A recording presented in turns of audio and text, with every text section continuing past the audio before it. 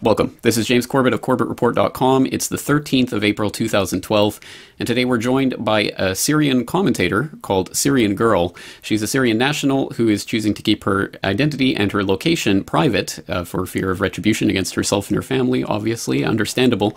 And so it's great to have Syrian Girl here. She's been making the rounds on YouTube. She's available at youtube.com/partisangirl. Is that right? I believe it's Syrian Girl Partisan. Syrian Girl Partisan, and on Twitter at Partisan Girl. That's right. Okay. Okay, excellent. Well, now we know a little bit about where people can find your work online, but let's talk a little bit about yourself. Obviously, you are choosing to keep your identity private, which is understandable, but also understandable. I think a lot of viewers and listeners might be wary of people who are keeping their identity private, and we don't know the background because we've seen people like Syrian Danny and others, of course, being touted in the mainstream media as commentators on Syria, and they've been exposed as frauds in a number of different ways. So let's talk a little bit about your bona fides, where you're coming from, your background, and what qualifies you as a commentator on Syria. Well, as I openly said on the Alex Jones show and on other interviews, the only thing I'm secretive about is my name, age, location. Everything else, I'm going to be completely honest and open about. My family background, I was born in Damascus, Syria. I've lived there. I've been there many times. I have family there, a lot of family. Actually, the vast majority of my family is there. So I have a lot of knowledge about what's happening there. And also, I've always been interested in geopolitics mainly. So I understand it not just from a local perspective, but from a global perspective as well. At least I think I do. But I don't have any university qualifications pertaining to politics, not yet anyway. I'm more in the science field, but when you have an interest in something, I'm not sure if you can call me an expert, but when it comes to my region, I guess I am. Well, that is certainly understandable, and I think a lack of university credentials is by no means a handicap. In some ways, it might even be a benefit, certainly with the state of the indoctrination system. But let's expand that out a little bit. As I understand it, some of your family background, it actually has ties to the former incarnation of the Syrian government, and it's a canard that people like to bring out when we're talking about these types of issues. If you are against the NATO humanitarian love bombing of Syria, you must be a supporter of Assad and blindly supporting his government. I think your background shows that is not the case in this case, but perhaps you can expand on that. Well, actually, my family, as I said previously, was the former ruling class family before the coup happened in the 60s, which brought the Ba'athis to power. And my grandfather was actually a general in government, and he was booted out because he wasn't a Baptist.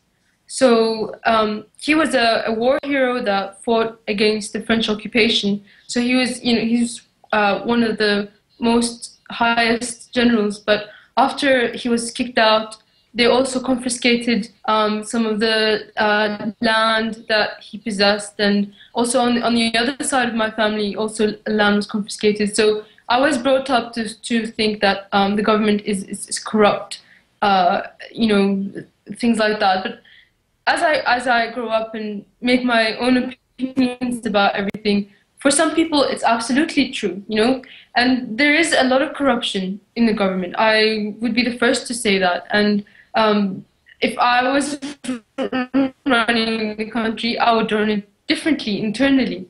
However, for some people, the government is good. For some people, it took them from poverty and brought them to a middle-class level because it ran under a socialist position.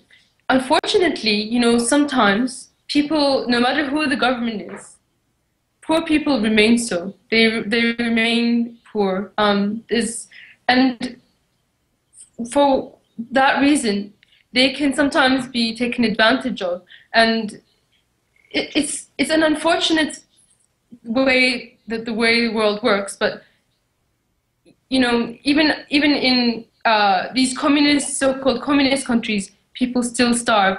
So the fact is, there are poor people in Syria, but not all of them are opposed to the government. You can't just say one group is opposed, one group isn't. There is a trend I have seen though, and that is a lot of the opposition to the government is coming outside of Syria, and people of my own class, like people who have been downtrodden, former ruling class people, former rich people who left Syria, took their money with them, and have a hatred towards the government. I've seen these activists in Canada and whatnot. They haven't even been to Syria in their lives, but their parents told them how evil the government is, and there's something you can't ignore, and there's a big sectarian undertone behind the reasoning of these people. They see it as those Alawites who were peasants are now the ruling class, and it's unacceptable. And these Alawite sect have to be constantly put down, and that is one of the reasons to hate. And what also comes into that is the whole religious thing, because Alawites are a sect of Islam, and the former ruling class was probably primarily Christians and Sunnis.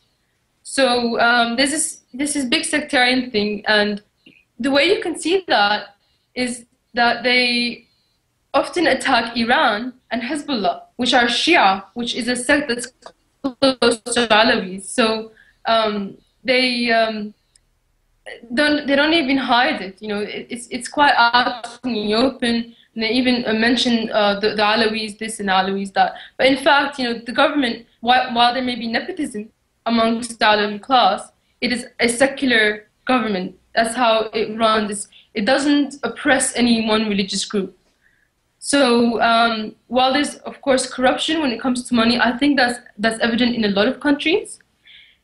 And I'm not used to talking about the internal problems of Syria, because I feel that that's something to do with Syrians only. So I don't really want to go into every detail, because people will use it against Syria. Outsiders, of course not all, outside governments, they have no sympathy for people. They just use sympathy for their own agenda. So I hope I made my position clear about the Syrian government. I think so. Well, there's an awful lot to talk about, so let's jump into some of the latest news and use that as a springboard for the conversation. And we have a report out from Reuters that's just come out a few hours ago. Syrian forces clash with rebels near Turkey, and when you start to read through this report, these reports of Assad's forces clashing with Turkish forces near the border, it sources back to this British-based Syrian Observatory for Human Rights, which has been the source of a lot of information coming out of Syria that is all, of course, negative towards Assad and what's happening there. Perhaps you can talk a little bit about these human rights organizations like the Syrian Observatory and others that are really the main source for pretty much every report in the Western mainstream media on Syria right now. Well, these non-government organizations and humanitarian organizations are just a tool to badmouth and create a reason for war.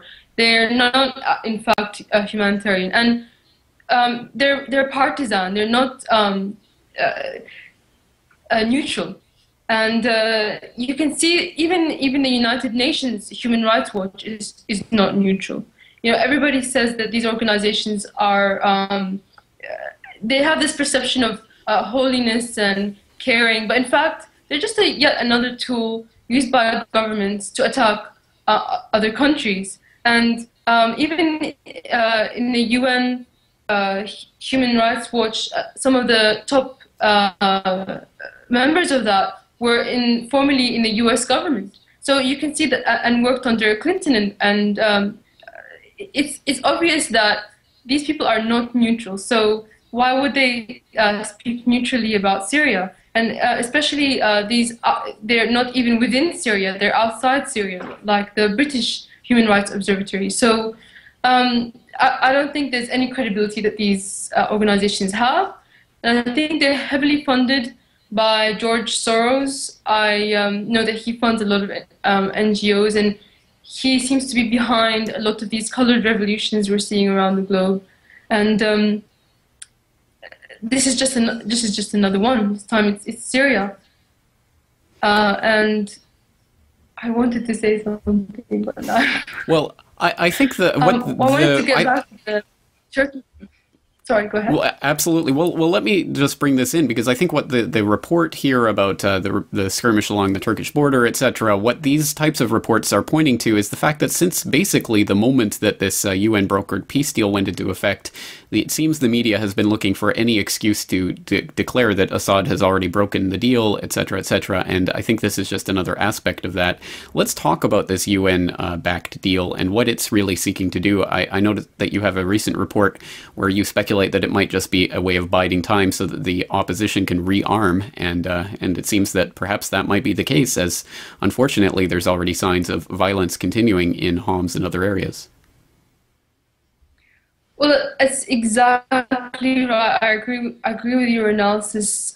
They're trying to pick holes in the ceasefire as soon as it started, and I think one of the purposes, as I said, is to rearm. But I think also another purpose is to find yet another excuse to enter into Syria. So you make a ceasefire, you let it fail, and that makes you have an excuse to say, well, the Syrian government doesn't want to have peace, doesn't want to make deals. Now we have to have some kind of intervention. So I think that's yet another tool of these so-called ceasefires, and we can discuss, if you like, the terms of the ceasefires. The first thing is that as soon as it happened, suddenly the Turkish border there was a skirmish, and one wonders, who does this benefit? Does it benefit the Syrian government in this current climate to agree to a ceasefire and then to immediately fire at the Turkish border? I really doubt that. And I think on the Global Research website, there's actually a video of the event as it occurred. And I welcome all those to have a look at that and see it for themselves. And going now to the news, you see that they are talking about how the Syrian military has not left Homs, and how that's so terrible, and how they've violated the terms of the ceasefire, when in fact the terms of the ceasefire did not give a specific deadline for withdrawal, only a timeline for withdrawal. And that is the only reason why Syria agreed to it, because there's no way that Syria is going to withdraw and let these armed gangs return into Homs and just retrench themselves into the towns that have just been freed of them. So it's just barking dogs, and they're barking yet again, except now they're painting it as, because of this town still in Homs, the UN observers have to be sent in. The UN observers were going to be sent in anyway. That was part of the whole deal. So I don't see how the media is painting it like, because the ceasefire failed, now we're going to have to send in the observers. But what Syria has, the people that are going to be sent in are going to be decided in the Security Council resolution today. So in Syria's perspective, I think, and I hope, I can't speak for the government, but it's my analysis that they were going to choose countries that are friendly to Syria. Russia, China. Well, so, that would make sense, but Yeah, well, let's just expand on that point for a moment, because it would make sense, obviously, to have Russia and China involved in this process. And I think that's probably part of the the point of this type of Security Council resolution to enforce the monitors, which Syrian government has already accepted and was already part of that peace process, as you say. What's the point of passing a Security Council resolution on this, if not to try to corner Assad into that position whereby any violence that occurs from here on